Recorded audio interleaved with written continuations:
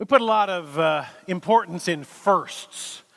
You know, when it comes to a couple, the first date, the first kiss, the first fight. Comes to a new baby, the first words, the first steps, the first day of kindergarten. We place a lot of emphasis on firsts in history. The first flight, the Wright brothers.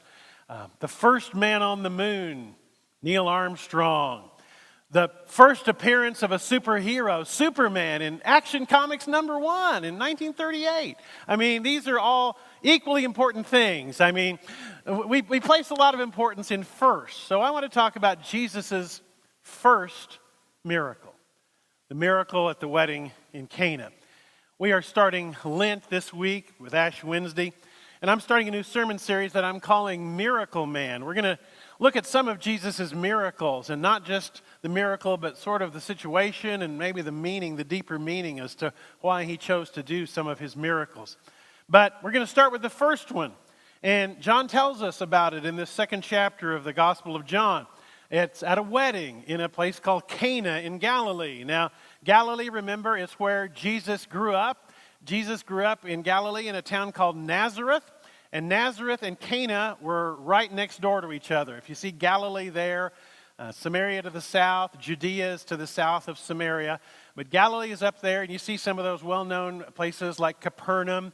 But then you look closer on the right there, there's Nazareth, and Cana is just right there. It's less than 4 miles from Nazareth. So Cana and Nazareth are neighboring villages. And there's a wedding there in Cana. And apparently Jesus' mother had some involvement in this wedding, in the preparations. She seems to be somehow helping with the wedding. And scholars have said maybe the family of the groom was somehow related to Mary. Maybe the mother of the groom was Mary's cousin or sister or aunt or something. But somehow Mary is seemingly involved in taking some responsibility. And Jesus has been invited as well, and some of his disciples are there with him. In the Gospel of John, he's only gathered 5 disciples at this point, but Jesus and some of the disciples are there at this wedding. And a first century Jewish wedding, a wedding in Galilee in the first century, is really not anything like our weddings, our modern American weddings. I've been to a lot of weddings. I went to a wedding yesterday. Desi Sharp, our previous associate pastor, got married yesterday down in Norman, and that was a celebration. I've been to a lot of weddings, and I've officiated at over 200 weddings. I've performed over 200 weddings in 34 years as a pastor, so I've done all kinds of weddings. I've done a wedding with a rabbi in Boston. I've done a wedding with a Catholic priest. I've done a wedding in California on a mountain. I've done a wedding in Mexico. I've done outdoor weddings where everybody was shivering because it was so cold. I've done outdoor weddings where sweat was dripping off people because it was so hot. I've been in a lot of weddings. But most of our weddings still fall into a pattern.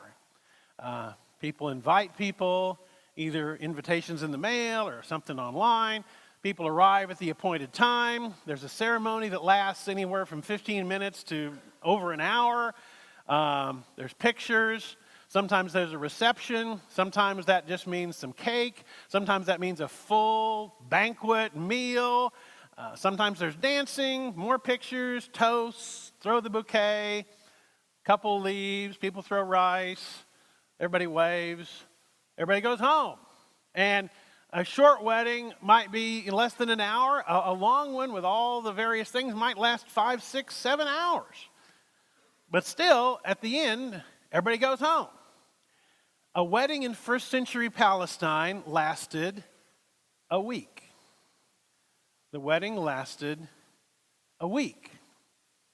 Day 1, there's the wedding feast. And at the end of the wedding feast is the ceremony. The ceremony took place at dusk, at sundown. And the couple was married under a canopy. And then once they were pronounced married, then they led the couple through the streets of the village, down every street, by every house, by torchlight, until they arrived at the home of the groom or the groom's family. And they got there, and everybody stayed there for a week. The couple doesn't go off on a honeymoon. No, they stay at their house. They put on crowns because they're the king and the queen for the week, and everybody stays. Now, in small villages, there weren't many opportunities for celebration. Life was hard, and people were poor, and a wedding was kind of the high moment, a time for joy. And so they made a big deal about it. And the groom's family was responsible to entertain everybody and to feed people, and most of all to provide wine for everybody for a week.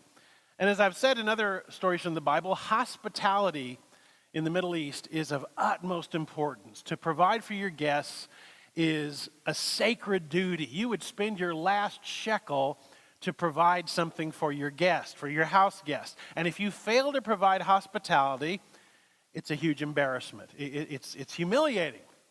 So somewhere into this wedding, day 2, day 3, day 6, somewhere into this wedding, they run out of wine.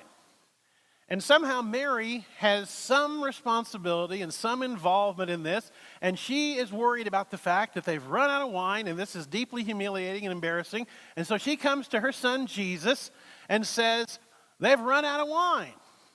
And as we read in the New International Version translation, Jesus says, "Dear woman, why do you involve me?" Sounds kind of formal, doesn't it? I mean, dear woman, why do you involve me? It's even more formal in the old King James translation, where Jesus says to Mary, "Woman, what have I to do with thee?" Is that how you talk to your mama? I mean, is that how you talk to your mom? Woman, what do I have to do with thee? It sounds very formal and a little rude, and we think, is that really the way Jesus talked to his mother?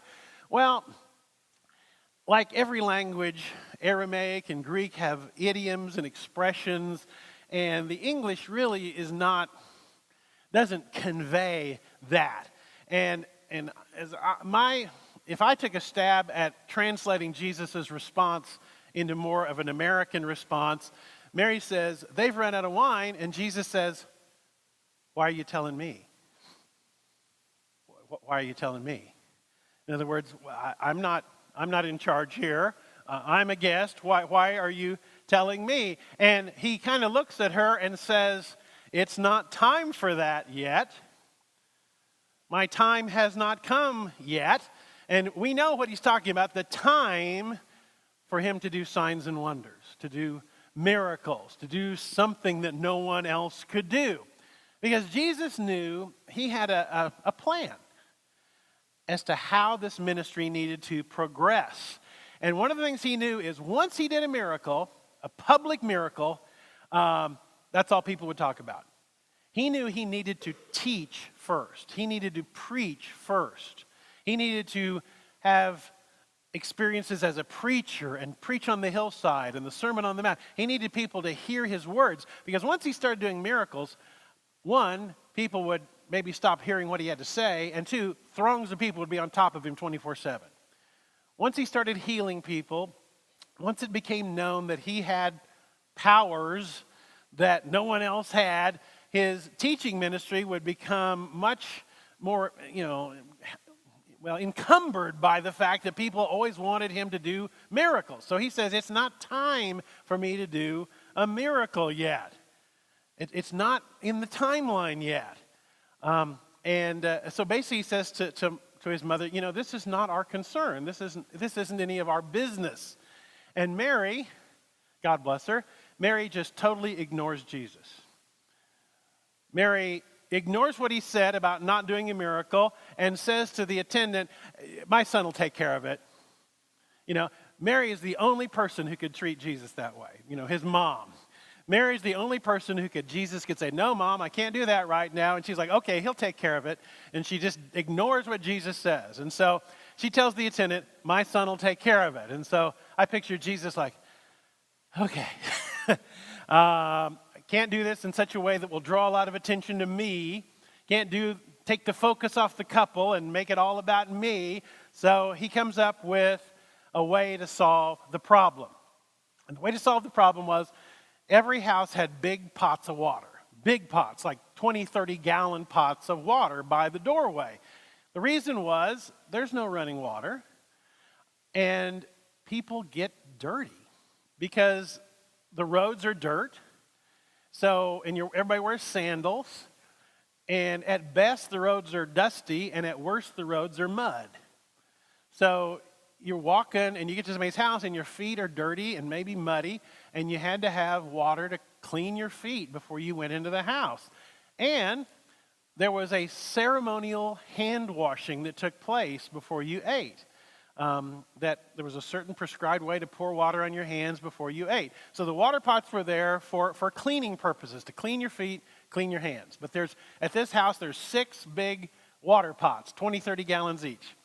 Jesus says to one of the servants, fill those pots up to the brim. Fill them up with water.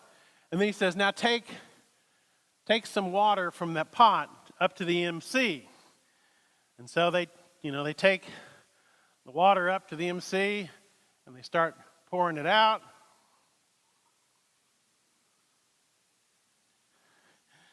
And it becomes wine,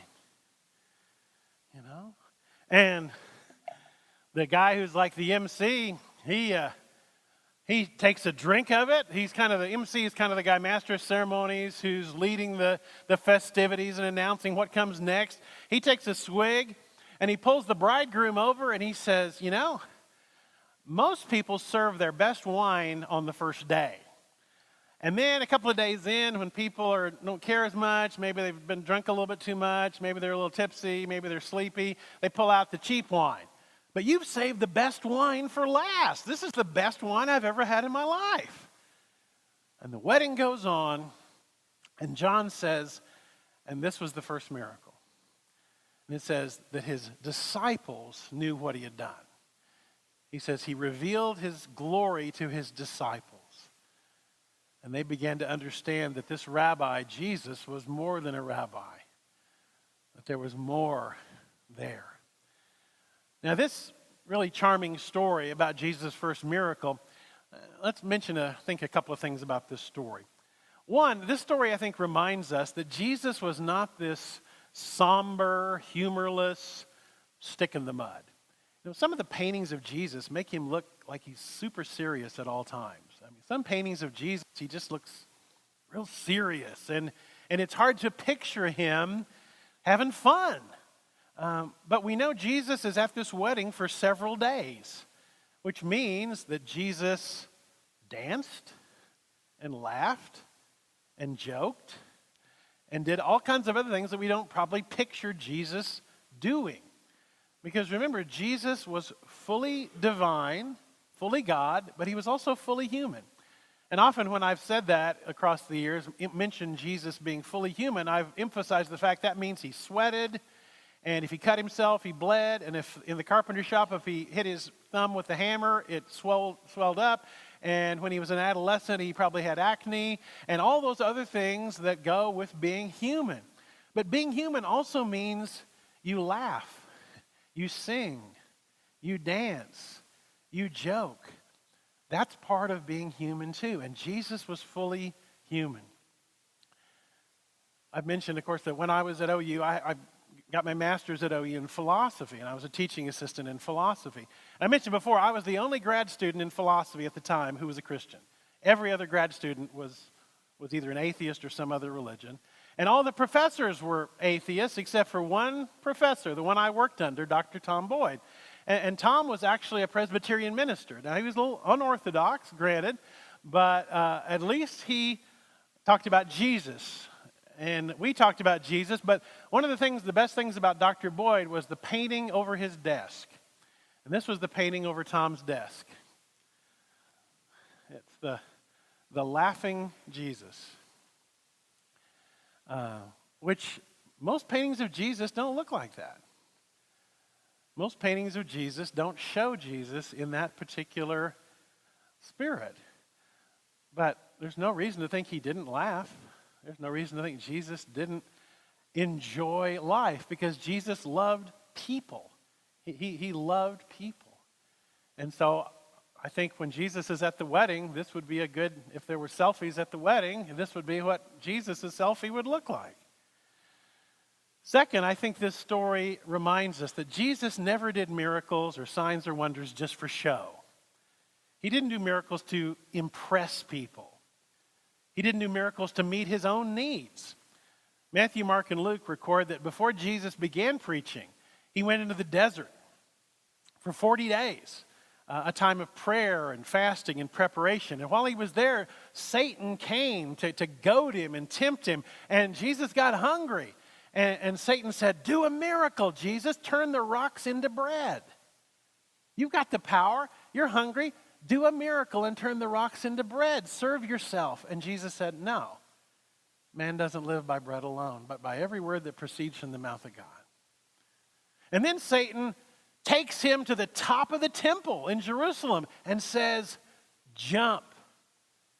It'll be spectacular," because the Bible says God will not let his beloved strike his heel on the ground. God will send an angel to catch you. God will make you float to the ground.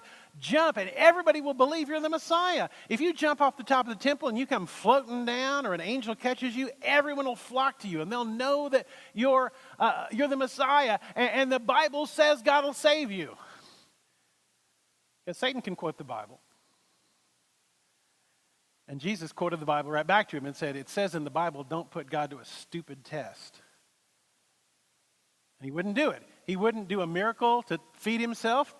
He wouldn't do a miracle to jump off the temple and impress people. That's not what his miracles were about. Later on, at the end of the story, when Jesus has been arrested, and he's talking to Pontius Pilate, and Pilate finds out that Jesus is from Galilee. And he's like, "Galilee? My jurisdiction is Judea. Galilee is under the jurisdiction of Herod Antipas." That's the son of Herod the Great, the same guy who had John the Baptist beheaded. He's like, "He's here in town for the Passover. Let him worry about you." And Pilate sends Jesus over to Herod Antipas. And Herod Antipas says, "Do a trick. Do a miracle. Perform for me. Prove that you're Messiah. Prove you're the Messiah by doing a trick, doing a miracle, And Jesus won't do it. Jesus won't perform for Herod. Because Jesus' miracles were always about helping and serving, healing a blind man, healing a lame man, helping a woman who had internal bleeding, casting out a demon, feeding a hungry crowd, saving his disciples from a storm on the sea. Jesus didn't do tricks. He met needs. He didn't perform. He met people's needs. The last thing I'd have us remind us about this story is that it shows us, right from the outset of John's gospel, Jesus didn't just care about the big emergencies, the life and death situations. Most of the miracles, we think somebody was dying, somebody was horribly ill, people are about to die. No, here, the situation is a young couple is about to be deeply embarrassed. And Jesus does something about it. Sometimes I think people think about Jesus as being like the fire extinguisher or the life preserver. Like, only to be pulled out in case of extreme emergency. Break the glass, pull out the fire extinguisher. The tornado's coming. I better call on Jesus. The doctor says I might have cancer, better call Jesus. The airplane engine is smoking, I better call Jesus. Help me, Jesus. That's fine. That's the right response. But it's not like that's the only time we can call on Jesus for the life and death situation. Here, a young couple was facing humiliation and embarrassment, and Jesus helped them out. Because that's what he does. He helps us out in the everyday of life. Yes, in the crisis, but also in the small stuff. When Paul says pray without ceasing, keep praying, that isn't because there's a crisis every day, but there is life every day, and the ups and downs of life every day, and we're to be connected to Jesus throughout all those ups and downs. Janine and I have had the privilege of being and going to Cana twice. Actually going to Cana in the Holy Land. The first time when we went with the other pastors, and Gina and I were able to stand there outside the church in Cana and do our own renewal of our wedding vows. And then this last year, when we took the group from our church to Cana, we actually had a reservation to go into the chapel in Cana, and we had a marriage renewal time with our folks, with some of our married couples who wanted to renew their marriage vows there in Cana, where Jesus performed this miracle at a wedding. And Cana is a neat place, and you can guess what every gift shop in Cana sells. Wine, of course, genuine Cana wine is all over Cana. That's for the tourists. But Cana is a neat place. And every time I do a wedding, I always mention the fact that Jesus did a miracle, his first miracle, at a wedding, to remind us that we need Jesus at a wedding, just as much as we need him at a funeral. We need Jesus at a wedding or a funeral or a baptism or a picnic or a party, or any other time we come together as the people of God. We want to invite Jesus to be there too.